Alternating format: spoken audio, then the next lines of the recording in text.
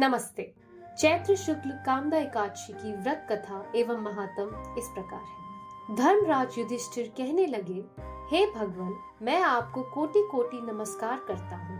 अब आप कृपा करके चैत्र शुक्ल एकादशी का महात्म कहिए। श्री कृष्ण भगवान कहने लगे कि हे धर्मराज, यही प्रश्न एक समय राजा दिलीप ने गुरु वशिष्ठ से किया था और जो समाधान उन्होंने किया वो सब मैं तुमसे कहता हूँ। प्राचीन काल में रत्नपुर नामक एक नगर था। वहाँ पर अनेक ऐश्वर्यों से युक्त पुंडरीक नाम का एक राजा राज्य करता था। रत्नपुर नगर में अनेक अप्सराएं, किन्नर तथा गंधर्व वास करते थे।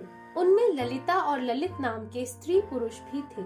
उन दोनों में अत्यंत स्नेह था, यहाँ तक कि अलग अलग हो जाने पर दोनों व्याकुल हो जाते थे। एक समय पुंडरीक की सभा में अन्य गंधर्वों के सहित ललित भी गान कर रहा था।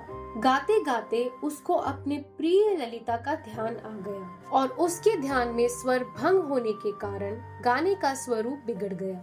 ललित के मन का भाव जानकर करकोट नामक नाग ने पद भंग होने का कारण राजा से कह दिया। तब पुंडरीक ने क्रोध पूर्वक कहा कि तू मेरे सामने गाता हुआ अपनी स्त्री का स्मरण कर रहा है, अतः तू कच्चा मांस और मनुष्यों को खाने वाला राक्षस बनकर अपने किए कर्म का फल भोग। पुंडरीक के श्राप से ललित उसी क्षण महाकाय विकराल राक्षस हो गया। उसका मुख अत्यंत भयंकर, नेत्र सूर्य चंद्रमा की तरह प्रदीप तथा मुख से अग्नि निकलने लगी। उसकी नाक पर्वत की कंदरा के समान विशाल हो गई और गर्दन पर्वत के समान लगने लगी। सिर में बाल पर्वतों पर खड़े वृक्षों के समान लगने लगे तथा भुजाएं अत्यंत लंबी हो गई। कुल मिलाकर उसका शरीर 8 योजन के विस्तार में हो गया। इस प्रकार राक्षस होकर वह अनेक प्रकार के दुख भोगने लगा। जब उसकी प्रियतमा ललिता को यह सब वृतांत मालूम हुआ तो उसको अत्यंत खेद हुआ और वह अपने पति के उद्धार का यत्न सोचने लगी। वह राक्षस अनेक प्रकार के घोर दुख सहता घने वनों में रहने लगा। उसकी स्त्री उसके पीछे पीछे जाती और अनेक प्रकार से विलाप करती रहती। एक बार ललिता अपने पति के पीछे घूमती घूमती विंध्याचल पर्वत पर चली गई, जहाँ पर श्रृंगी ऋषि का आश्रम था। ललिता शीघ्र ही श्रृंगी ऋषि के आश्रम में गई और वहाँ जाकर विनीत भाव से प्रार्थना करने लगी। उसे देखकर श्रृंगी ऋषि बोले, हे सुभागे, तुम कौन हो और यहाँ किस लिए आई हो?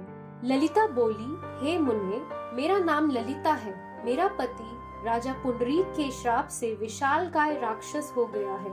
इसका मुझको महान दुख है। उसके उद्धार का कोई उपाय बतलाइए। श्रृंगी ऋषि बोले, हे गंधर्व कन्या, अब चैत्र शुक्ला एकादशी आने वाली है, जिसका नाम कामदा एकादशी है। उसका व्रत करने से मनुष्य के सब कार्य सिद्ध होते हैं। यदि तुम कामदा एकादशी का व्रत कर उसके पुण्य का फल अपने पति को दो तो वह शीघ्र ही राक्षस योनि से मुक्त हो जाएगा और राजा का श्राप भी अवश्य में शांत हो जाएगा।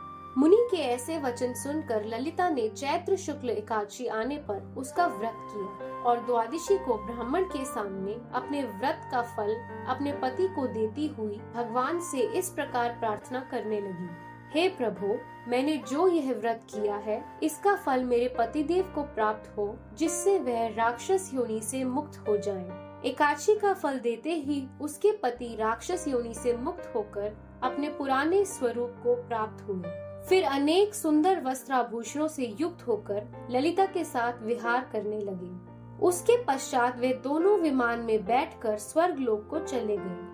वशिष्ठ मुनि कहने लगे कि हे राजन, इस व्रत को विधि पूर्वक करने से समस्त पाप नाश को प्राप्त हो जाते हैं तथा राक्षस आदि की योनि भी छूट जाती है।